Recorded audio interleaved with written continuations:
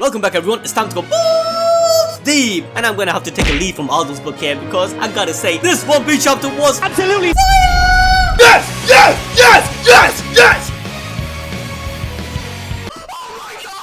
This chapter was insane. Sanji turned into a freaking zombie. Like man's about to be an extra in Walking Dead. And come on, Wano recently has dropped bangers on top of bangers. Crazy reveals such as Luffy's stage 2 to his Conquerors Haki. We can't forget about Momo becoming a fully grown dragon. Zoro's father as Shimotsuke Ushimaru. Yamato potentially being the next Straw Hat. The mystery behind Luffy's Devil Fruit. Robin's use of Haki. Nami's upgrade. Information on a near extinct Lunaria Race that can conjure fire. And now finally, our boy Sanji gets some love. Pudding. Oh my god! Okay, we also see a familiar face with Rob Lucci and finally get some clues on CP0's motives, which honestly opens so many doors. But with that, we begin the chapter with us back in the guest room of Onigashima, where CP0 is overseeing the battle. The main boss guy is having a conversation on the phone with a mysterious figure and tries to explain the current situation. Because, you know, a freaking pink dragon just blasted through their room. The boss CP0 member reiterates that it was a dragon other than Kaido which came in front of them. He then correctly concludes that the dragon likely came from Vegapunk's fruit, as their colors match, and to the fact that devil fruits are unique with no copies unless of course it's Vegapunk. The main thing he tries to tell the person on the phone is that Straw Hat Luffy is allied with this dragon and is fighting Kaido. However, the caller does not care less what happens with Luffy or Kaido, as their purpose in Wano seems to be bigger than some pirates. Honestly, this does show the confidence that CP0 and the world government have to complete the objective in Wano, when a literal emperor and another one dubbed the 5th emperor are vying for supremacy. It seems that the government has some big things coming in regards to Wano, but the caller continues saying that they have orders from above, likely to be the 5 elders. The mysterious person on the phone tells the CP0 boss man that if Kaido is somehow defeated, then annex the independent land of Wano. In fact, there are already ships on the way, but the caller wonders if they are even needed, since the two sides will destroy each other anyways. Even if a side comes out victorious, they will likely have taken a great deal of damage for the ships to be needed. They estimate that at present, the beast pirate numbers are 12,000 whilst the alliance has grown to 8,000. This is crazy because when the raid first started, the numbers were 30,000 to 5,400 in the beast pirates' favor. With the help of Tama's Dango bringing strong drifters to be allies and the efforts of the samurais, the battle now is looking like it favors the Straw Hats even more. However, the CP bossman mentions that they can play with their numbers all they want, but the only way the alliance can win is if they defeat Kaido. As the call ends, the caller tells CP0 of one final objective, which is to capture Nico Robin. At this point, we also find out who this mysterious caller is, being Rob Lucci. Oh my god! My guy showed up with a new glow up. Yeah. And Stashi and Kaku are also in the back.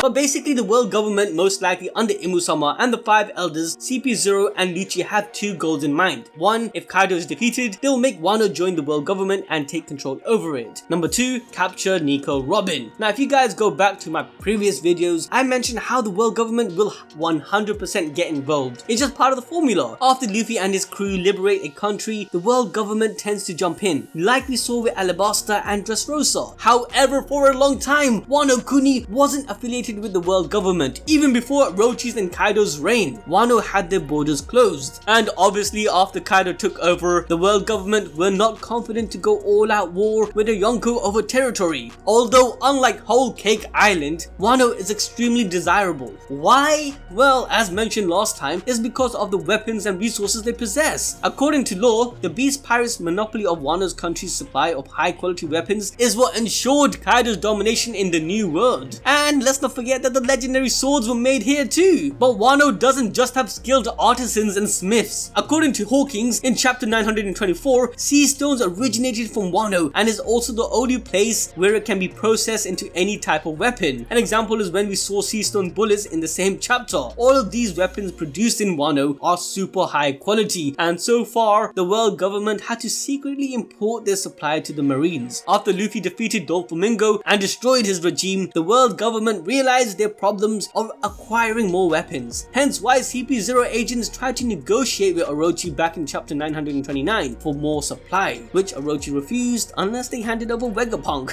which they no way are gonna do. Also, the second reason for the world government taking over Wano might be because Imu Sama knew its importance to Joy Boy's mission, which Odin himself alluded to when he stated he wanted to open Wano's borders. And going by our theory, Imu imposes this ancient kingdom, Joy Boy and his mission. Now, whether CP0 and the world government will succeed in taking over Wano is up for debate. Personally, I'm hoping and feeling it's likely that Wano will be established as the Straw Hats territory. Obviously, the Straw Hats and Luffy will be completely burnt out to even defend Wano against the world government. But if Marco is here, there's a chance of the Whitebeard pirates also making a move. With that, let's not forget about Luffy's Grand Fleet. Each of the captains have Luffy's Rivery card. If they join alongside Whitebeard's pirate, Momo being the Shogun also stating independence, then the Marines will have no choice but to pull back. Wouldn't that be an epic statement to the world of Luffy officially becoming a Yonko and the next pirate king? Also, Robin being captured again will be quite repetitive. We all love Enies Lobby, but do we need another one? I doubt Oda will do that. Things are different now, and to parallel the first arc, Robin being confident with Luffy and herself will not allow herself to be captured. Let me know what you lot think in the comment section below. Will Wano be in the government's hands, or will Luffy hold it down as his territory? Anyways, coming back to the chapter, we cut to the lower side of Onigashima, where only 5 minutes remains until the island smashes into the flower capital, blowing up the entirety of Wano with the explosives inside of the castle. Momonosuke is pooping his pants right now as Yamato has gone back into the castle. Although nervous, he keeps attempting to create flame clouds. He's yelling and screaming at them to come out, but nothing happens other than the small puffs. He bolsters his strength one more time, reminding himself of the amount of deaths and suffering which will be brought upon Wano, his people. Yamato is then seen climbing up the side of the island in her full dog form. We also cut to a flashback of Yamato's departure from Momo, where we learn that she's heading back to the main dome to try and minimize the destruction if the island does fall on top of the flower capital. She explains that she knows the explosives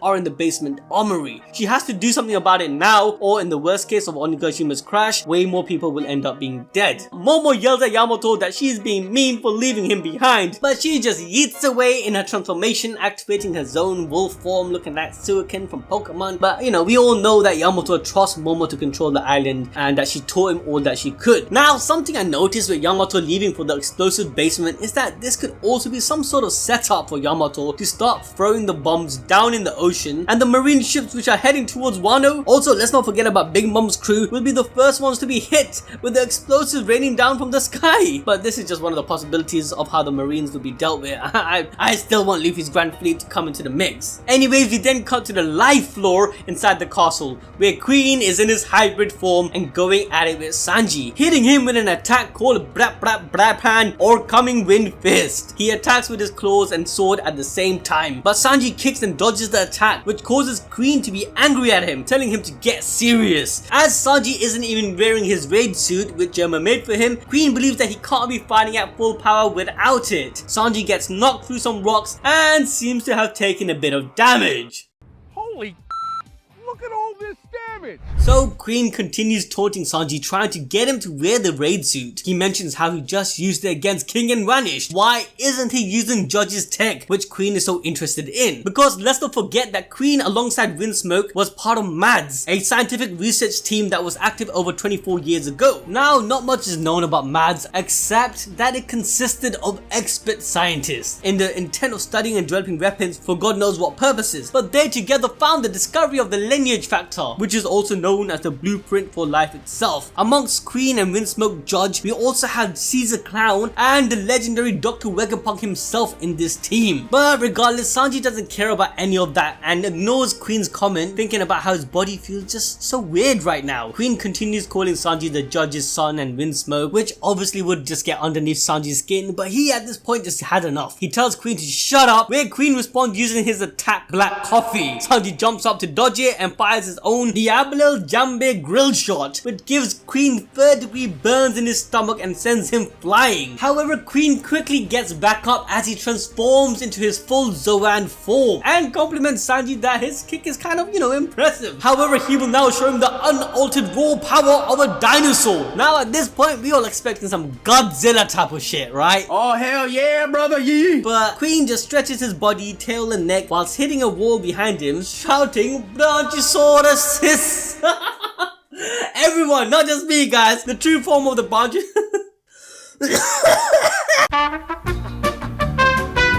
The true form of Brontosaurus extends towards Sanji and catches him while strangling his body like a giant anaconda or python.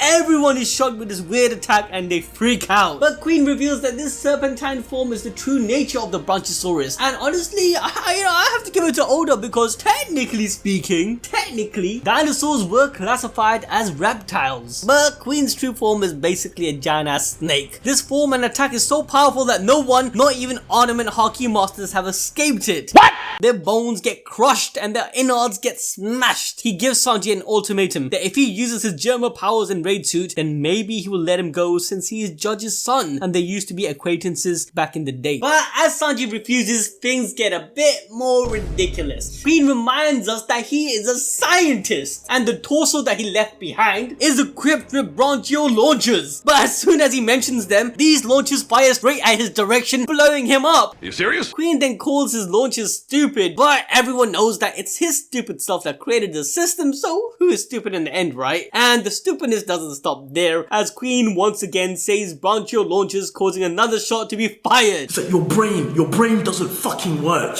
you idiot. Queen lets Sanji go after the second blast, but something strange starts happening. As Sanji, with all his broken bones, being squashed like that, he's limping like a zombie. Zombie Sanji is concerned because his body seems to be healing just like his siblings. But Queen wastes no time and tries to hit Sanji once again, but the sword breaks when it hits Sanji's body. Hey yo, what the fuck?